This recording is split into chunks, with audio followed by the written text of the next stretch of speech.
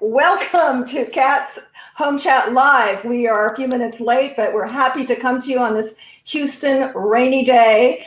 And before I introduce my esteemed guest, I want to tell you about the topics that this realtor expert is going to talk about. Very timely this time of year as we are approaching the holidays. It might be helpful for you to know the do's and don'ts of listing your home and the pros and cons, most importantly, of listing your home during the holidays. And I think you'll want to listen to this because some things you may not have thought of. Very, very interesting that can make an impact on your equity, which is what you're looking to pull out of your home. And then secondly, as Kat from Next Level Staging and Design, I'm going to talk about, we're going to conversate about what you should do and not do in terms of decorating during the holidays, whether it's, fall. I've got my little mercury glass pumpkin here as we go into Thanksgiving holiday and then on into the big holiday of Christmas, Hanukkah, etc. We're going to talk about that and how that affects the sale of your home. So without further ado, let's see if I can pronounce my esteemed guest's name properly. Kiki, love your first name, Kiki. And she's a Greek sister, Koimarianos. You got it. Yes, Koimarianos. And so I'm Trolinos. Little tidbit here. Grandfather came over here from the island of Crete. It was Troulinos, Trolinos, which I have now, but I was raised under the Americanized Troolines, True Lines. Of course, the kids called me False Lines, and it was fun. But after a couple of marriages and different last names, I'm like, I'm going to take back Grandpa's name, Trolinos. And it was a lot easier back in the day because I'm like, close to 90 years old. So welcome, my Greek sister, and let's just dive right in and answer some questions. I know being in all things real estate for over 25 years, many, I've heard like you have, I don't want to list my house during the holidays. There's not going to be buyers and it's a hassle and it's not the prime time. So let's talk about the differences that a lot of folks may not be aware of the difference of the selling season, which in COVID time, I think is, August is the new June. So, 2020 has posed a whole different arena for real estate, all good. But typically, the holidays or people don't want to list their home and they want to during, the typical non-COVID times during the summertime. So talk to us and share, Kiki, in your experience, what are the pros and cons of listing during the holidays? So the first thing that I really want to tell people is that serious buyers shop all year long, okay? If you have a serious buyer who is looking for a specific home, they shop all year round because they're looking for that dream home. Okay, so they're on the market. The second main thing that I want people to realize is that if you want to keep your homestead exemption, you have to have bought your house by December 31st of the previous year. So purchased or sold? Purchase. A purchase. So for those buyers looking during the holidays. Okay. So yes. That's key in order to get that tax. If not, they would have to wait a whole nother 12 months. Whole year for that homestead exemption. Yes. So now we're talking money and we have people's attention, right? Because we're talking about tax. So here's the thing. Because of the general belief that the holidays people are not shopping, people don't want to list their houses, there is less competition. Okay? Ding, ding, ding. Yeah, go ahead. No, I'm just saying ding, ding, ding. That's a thumbs up because that's one I think people don't realize. They think, Oh, I want all the eyeballs on my house because that's when everybody is out shopping. Well, did you hear what that sounds like? Everybody is out shopping and everybody is listing. So there's more competition. Exactly.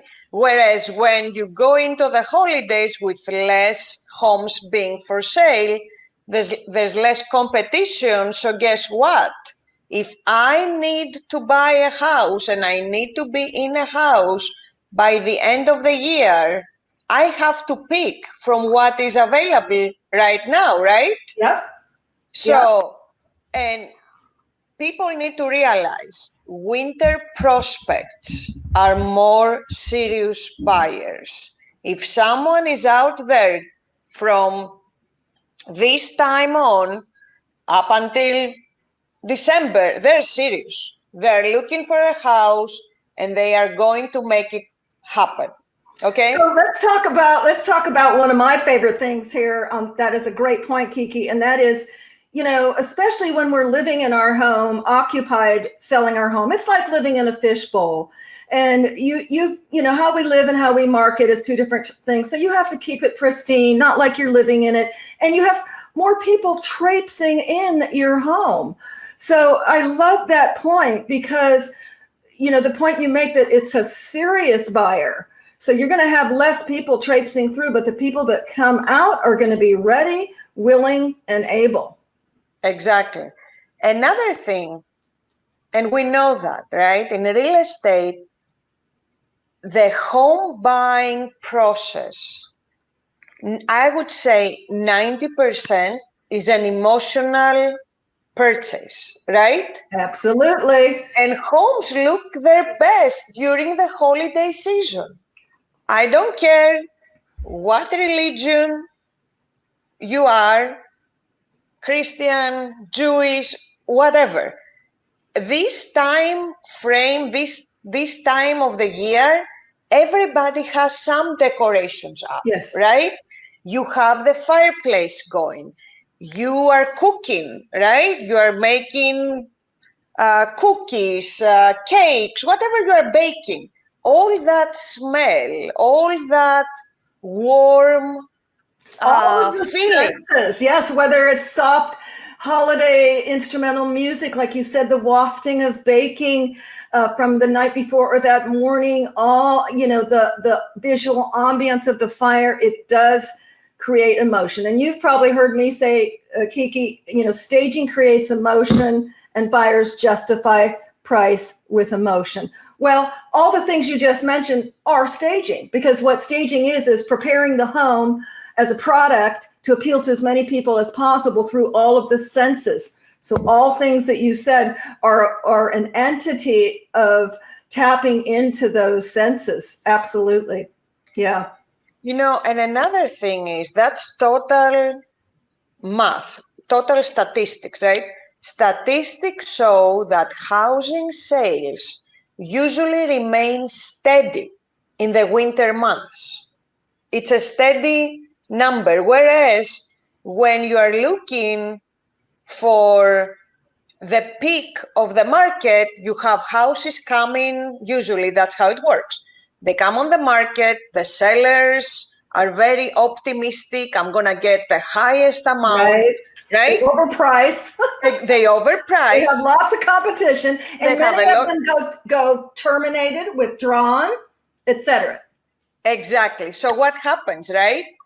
You end up selling for much less usually of what you had initially anticipated, because you are in that game and you think you have all that time to play those number games, and September comes, the house has been on the market for 6 months, you are already down to your 10th price reduction. You know what automatically the buyer thinks? What's wrong with this house? Absolutely.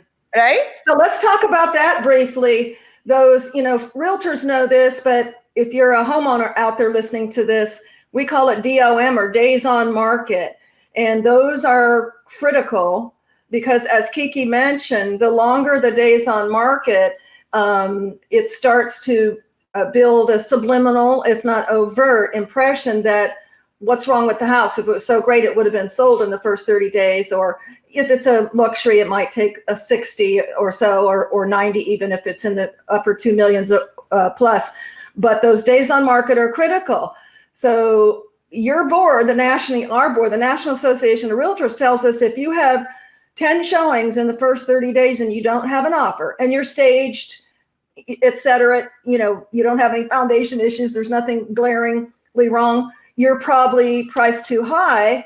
And conversely, if you don't have 10 showings within 30 days, and that's that days on market, you may be priced too high, given everything is the same. Would you agree with that? I agree with that. And, I always tell my sellers, you should have an offer for every 12 showings. That's pretty much close. What's happening, right? That's absolutely. So, if you don't have enough showings, there's two reasons. The house is either overpriced or it doesn't show well, because I will use my husband as an example, right? My husband is not a realtor. And sometimes I will show him a house and I will be like, hey, let's go take a look at this. And he looks at the picture like, this is awful. I don't want to go see it. I'm like, but we need to go see it because I think there is potential. See it.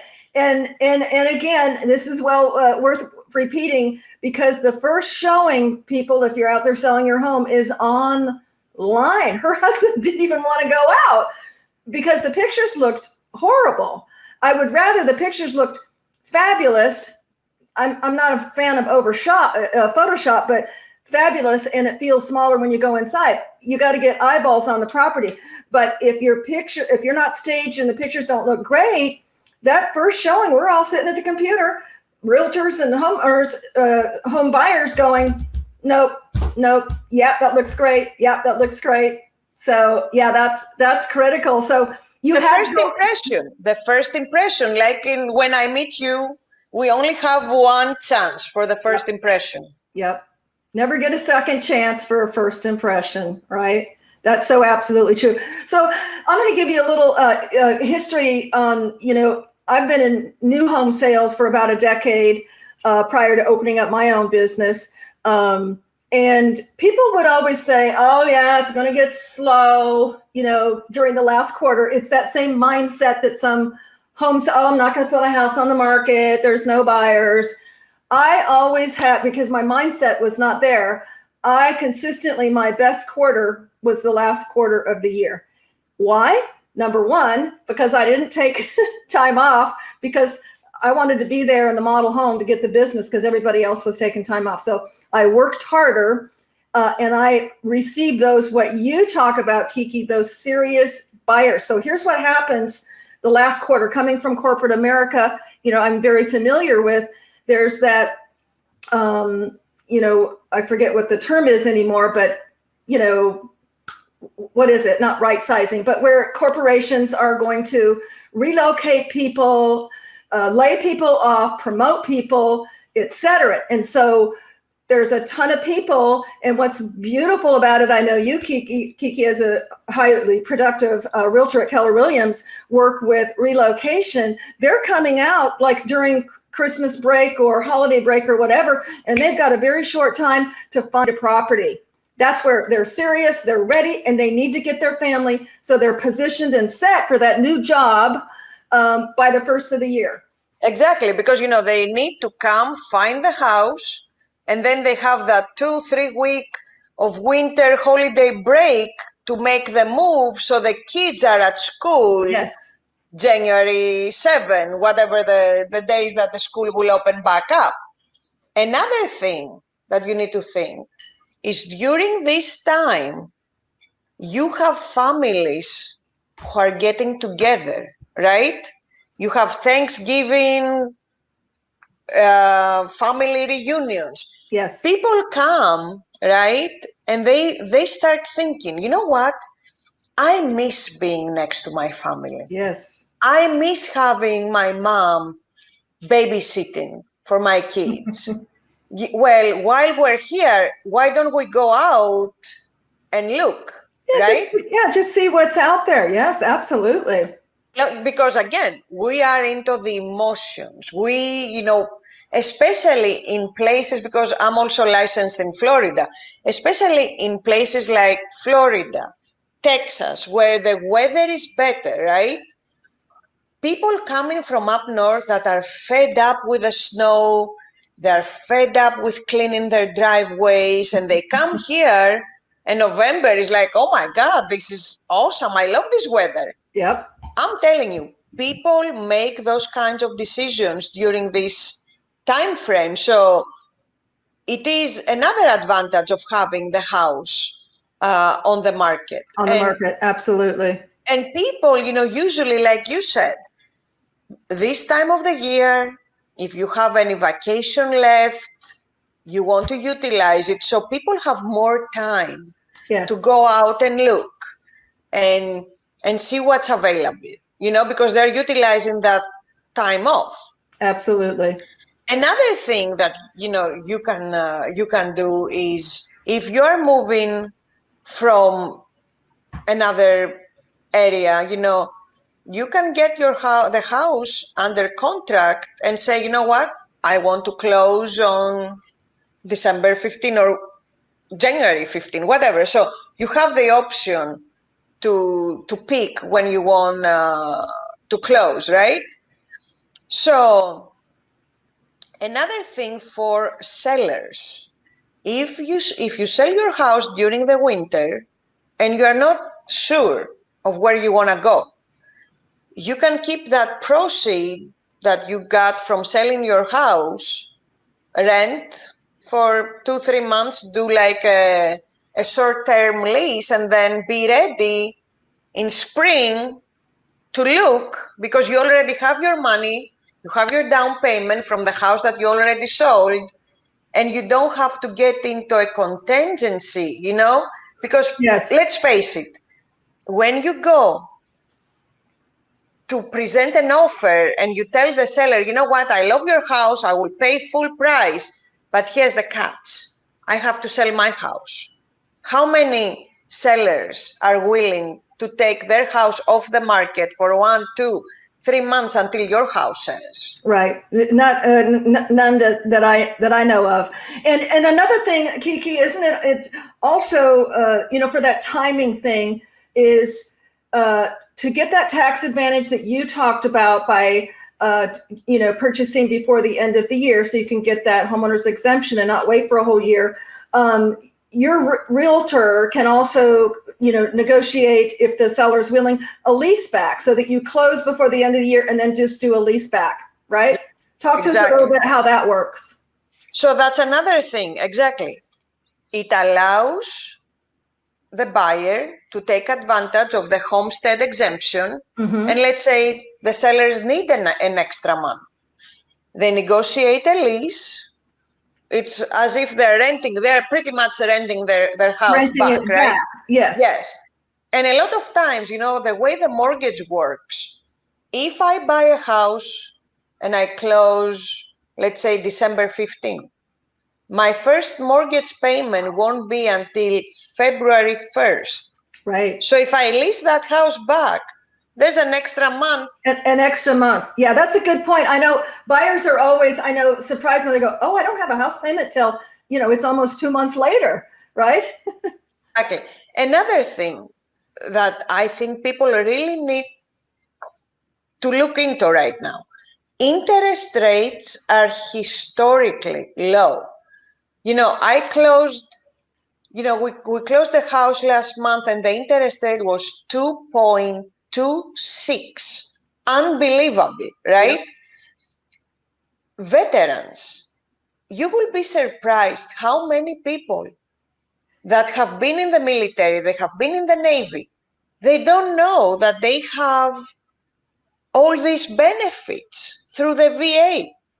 I urge the people who have served to go back and double check and make sure they know what their benefits are. That's a really good point. Yes, we've done a mortgage before, and I want to segue into the next part of our topic, but that is such a good point. Yes, veteran, anyone who's served military, you have buku benefits from the mortgage lending side to get into a home for next to nothing. That 2.5%, what that means to you, potential buyer, is you can afford a whole lot more house, number one, if you so choose to, move up or to have a bigger house, and or have a whole lot, lower mortgage payment. And if you're renting, folks out there, rents are really high. They will continue to go high. So if you are renting and you're spending, $1,000 or more a month,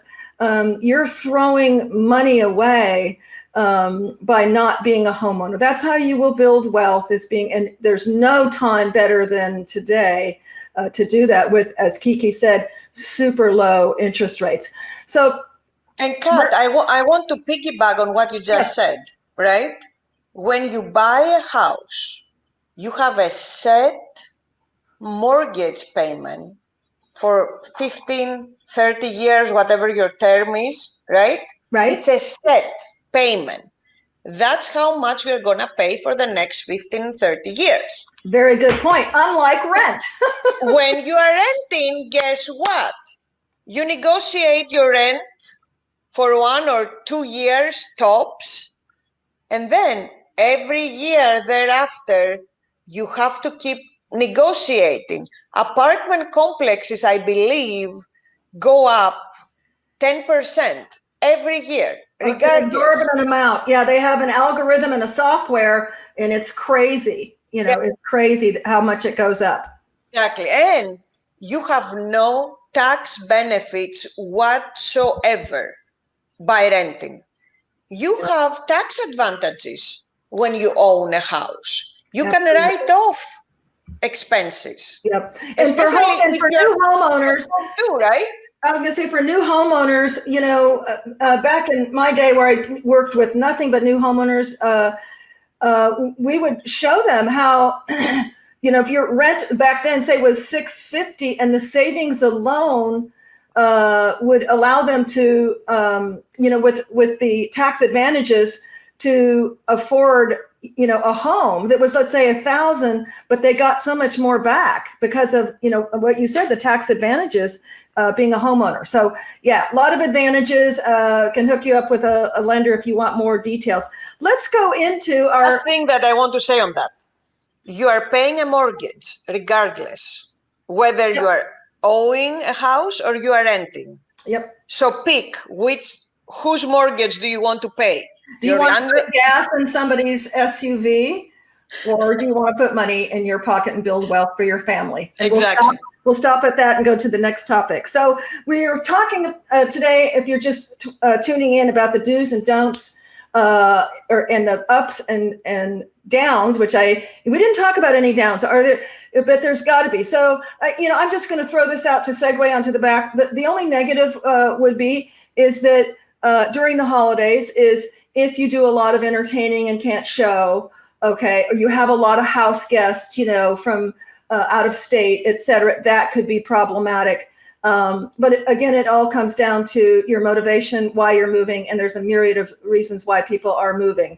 So let's segue into our second topic, Kiki, which is the do's and don'ts for staging a home during the holidays. And I'm going to start off with this, being a master stager and color professional. As Kiki mentioned earlier, and we talked about, staging is emotion. My saying is buyers justify price with emotion, and our company creates that emotion. Proper staging creates that emotion. But you can have what's called visual interference, okay? We're selling, it's like I tell my clients, we're not selling the stuff, we're selling the space. In staging, less is more. We want to define the space, not clutter the space. How we live in our space is different than how we market it as a product, which that's what you're doing when you put that for sale sign out there. You're marketing it as a product. So as Kiki mentioned, we work with all the senses in staging, and those holiday wafts of cookies, gentle holiday music, etc., fireplace going, are all, tapping into our emotions. But be careful you don't overdo it. So, I live on Whoville, okay? So we've got our own radio station. It's quite over the top, okay? But I mean, that's exterior. People love it. It's hard to get to the end of our cul-de-sac on holidays, but we love it. It's joyful and joyous. But be careful again. Now your space is a product that you don't go overboard with your decor, okay? Less is more. I'm looking at what I'm wearing today, and I wanted to have a little holiday color, but, I didn't put on a big plaid, whatever, or, just this lovely piece from Italy that my husband bought me was all I needed, and I've got I was showing Kiki earlier, my mercury glass pumpkin here. So whatever the holiday is, November, December, what have you, try to, if you were, the type that just goes over the top, scale that down. And I'm going to suggest you do, like I suggest for bookshelves, particularly, and that is do 1/3. So pack up 2/3. In this case, don't bring down 2/3 from the attic, and do 1/3. What did you want to comment on that, Kiki? Any ideas? No, I agree. Because if you know you're going to be selling your house, put out, imagine that you are going out on a New Year's Eve dinner, right? Just make it look elegant. Elegant. So go for the elegant, less is more. Something more neutral. Exactly. I would really even stay away from the reds and greens. Okay. And why is that? Because, most of us don't have that in our color palette in our home, and you want the home to flow, to have a feng shui ability, but a touch of elegance for the holidays and that warmth for the holidays. So I would suggest, as Kiki says, go with something neutral, mixed metals, golds, silvers, whites, leaves, poinsettia leaves, maybe with just a sprig of red, but try to go with a color palette that's going to blend with the rest of how you've staged your home or had it staged is an excellent idea. Yeah. That's where you come in as the expert, because yes, you do want to decorate the house. It's the holidays, but you also want to sell it. Yes. And we know some people go over the top, and that's fine, because I go to houses during the holidays and I'm like, oh my God, this is awesome. And yeah, it's entertaining. And what are we doing? We're looking at the stuff. It's the same with staging, where we usually pare down 1/3 because what we need, we might need a lounger chair in the family room or the living room, for comfort, but we want to show off the space. So we're going to get rid of that, pack it up, get a storage, whatever. And it's the same with the holidays. Keep those packed up. It's less you got to pack up when you move, because you're going to sell your home really quick when it looks fabulous. I agree. Yes. And warm and inviting for the holidays. So I love that. I'm not sure, Jeff, do we have any questions? We like to open up questions. We're have about probably 5 minutes or so left. Is there anything while we're waiting to see if there's any questions? I see there's a few people watching us here. Anything else you want to add, Kiki, to our discussion today? I believe that people should always look for the experts like you when it comes to staging, and especially because we're looking for a time frame that is so controversial, right? Yes. Some people say yes, some others will say no. Yeah. And I think both opinions can be very strong, right? People have strong opinions why they're choosing either or. Yes. I always tell people, work with professionals who know what they're doing, who have the right resources to get you through. And that's why you and I know each other, because we both are very good at what we do. And when people hire us, they know that we're gonna get the job done. Absolutely. And Kiki is a consummate professional, very involved in the community. And if you'd like her contact information, you can, I think we have a couple minutes here. You can say the best way to contact you, but everything's going to be put up on my YouTube channel, Tadabykat. We are still asking anyone watching, please subscribe and hit the bell on my YouTube channel, Tadabykat. We are working and striving to get to 100 subscribers. We're more than halfway there. We're super excited and promise you we won't be bombarding you with things. You get a bell to say there's been new content. New content is put up every week. All of my guests, including Kiki, will be edited and put on with her banner and her information, and you can rewatch this segment, share it with others, etc. We try each week to bring you guests that have expertise, such as Kiki, in all things real estate and home. Really, we touch a lot of broad bases. So if you know of anyone who is not shy, like Kiki and I, and would love to be my guest, please send them my way. We try to line up several weeks ahead. Kiki was gracious enough to pop in because we had a scheduling conflict on short notice. That's the kind of professional she is, very attentive. You know, back when I was selling real estate in Southern California, my acronym still goes CAT, which is knowledgeable, attentive, and trustworthy. And I'll tell you, that's over 20 years old. But in the real estate market today, to have someone who's knowledgeable, attentive, and trustworthy, answers their phone, and I know Kiki does that, can be rare sometimes. So it's very rare, believe it or not. And the ones that do, like Kiki, I applaud you. I actually thank realtors when I'm like, thank you so much for answering your phone. And to me, it's like you've got you're like volumes ahead already by doing that. So thank you so much for being my guest, Kiki. And if you'd like more information, what's the best way to contact you? I know you're big on Facebook. What's the best way someone could reach out to you? The best way for me is text. Okay. You know, text me because I always check my phone. If I don't respond to you within a couple of hours, there's something wrong with me, or it's after midnight. Are you with a client? You're with a client or a very long closing. Exactly. So the best way is my cell phone, 727-244-2680. You know, again, email and everything.